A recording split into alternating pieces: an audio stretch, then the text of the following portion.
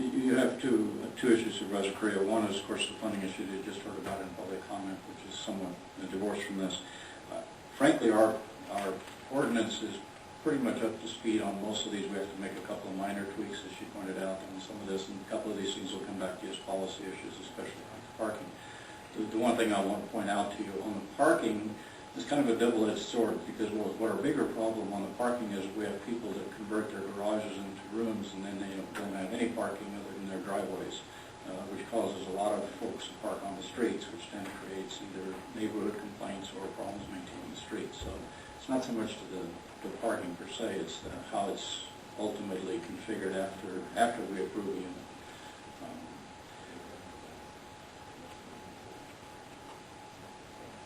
All right, any other questions? And now I would clear we need to clear the public hearing open. Anyone would like to speak in favor or opposed to this, do so at this time. All right, seeing none, then we'll close the public hearing and come back to the board for action. Mr. Chair, I would so move on items 1, 2, the attached findings as well, approve the general plan amendment number 08-0002, and adopt the 2008-2014 housing element. Second. Any other questions or discussion? Please vote. And that passes 5-0. And thank you for the work. Next, we will conduct a public hearing to receive comments and consider participation in the statewide community infrastructure program, also known as SCIP, and approving a resolution number 2008-042, a resolution authorizing the county to join the statewide community infrastructure program. This is item number 21.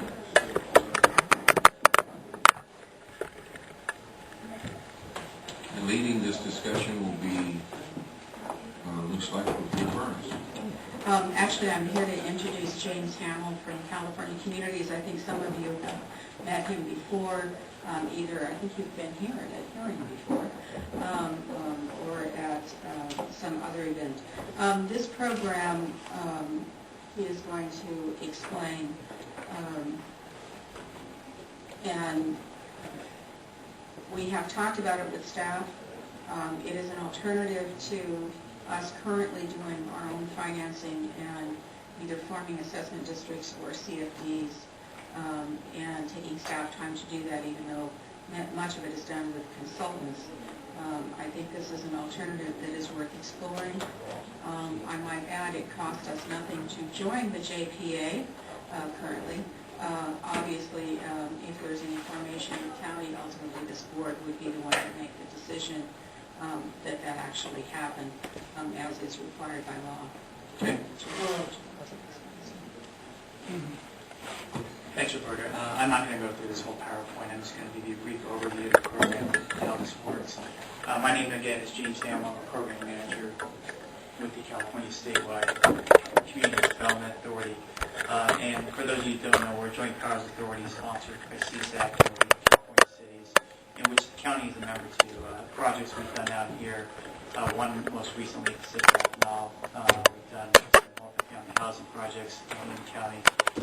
And this was a program called the Statewide Community Infrastructure Program that came about 6 years ago.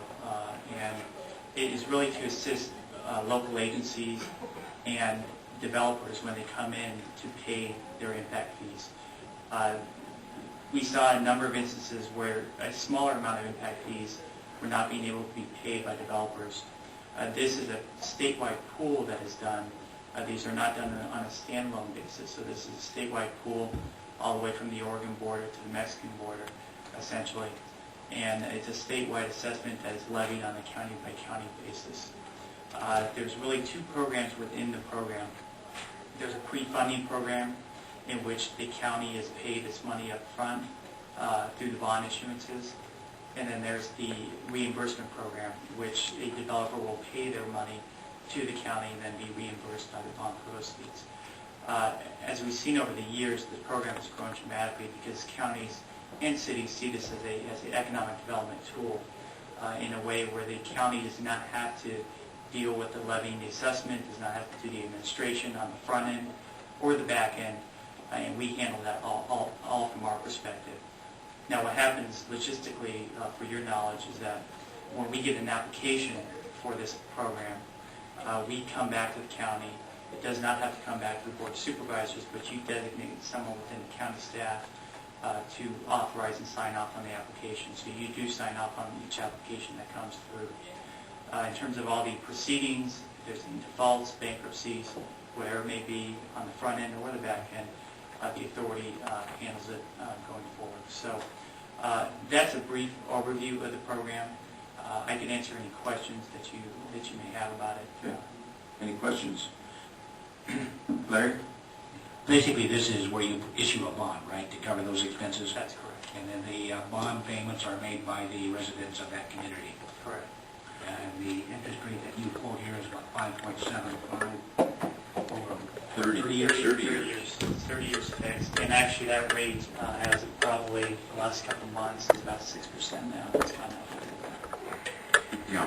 Well, one of the things locally we've done is try to have these costs at the back end of the project. Is that still going to be available with this type of financing? What Mr. Lomger, were you talking about different costs here. I think the infrastructure stuff, you've got to have that up front. And part of the problem is the funding for that infrastructure trickles in over a long period of time when you need the infrastructure at the front end of the project. You got to have the streets, curbs, gutters, sidewalks, you got to have the infrastructure in before you can do the project. And so this helps to provide the funding up front, and then it's paid by that trickle of money. So it sets up the possibilities of actually getting projects done, which is sometimes what holds us up is there's no money up front to do the infrastructure. And so this provides the mechanism. This is similar to infrastructure the... that receives the funding in the sense where the funding, the impact fees aren't going to go to the school district, they're not going to go to police and fire, et cetera. right. It's only hard infrastructure. This is similar to Melrose. Yeah. These are not impact fees. I mean, the impact fees go to other things like the fire department, sheriff's department, library, et cetera, et cetera. And These so are different things. The ideal is to have these funds up front so that they can pay for the infrastructure improvements, et cetera, and that's what's needed. But what about the obligation if the buyer, the property owner themselves bellies up, so to speak? Right, that's a very good question. A majority of the projects we've seen using this program are commercial or industrial. We don't see a lot of residential using it because, well, number one, residential has gone completely downhill, and you can't really do a Melrose in the state of California right now.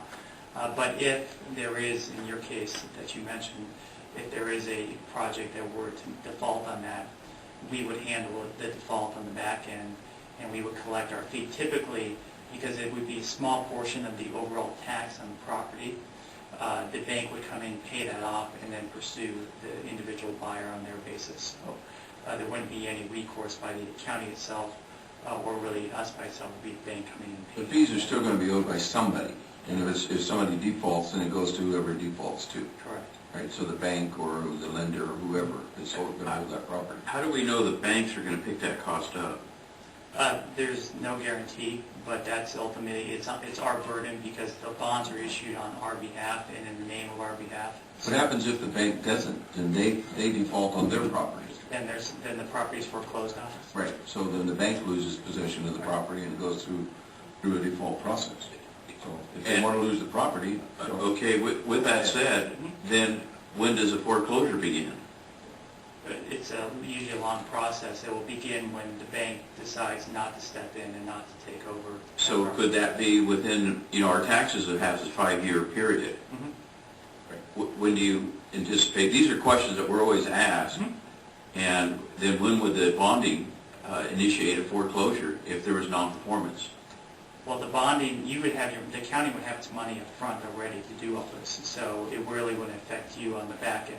Okay, when the default occurs, when is there then collection, or when is there a sale then forced? It could be anywhere from 2 years to 5 years to whenever it may be. That's the question. this follows the typical Default process. right? Right, correct. But the point of it is we're not